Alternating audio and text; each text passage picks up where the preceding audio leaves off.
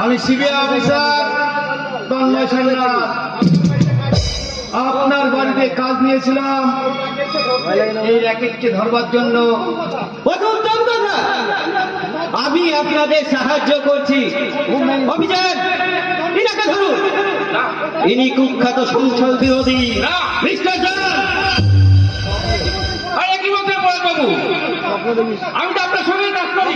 না না না না না না না, আমি আপনাকে চিনি না, আপনি দেশদ্রোহী। ধরুন অভিযান, ওনাকে ধরুন। আপনার বুদ্ধি তারিখ কথা মিস্টার সেন।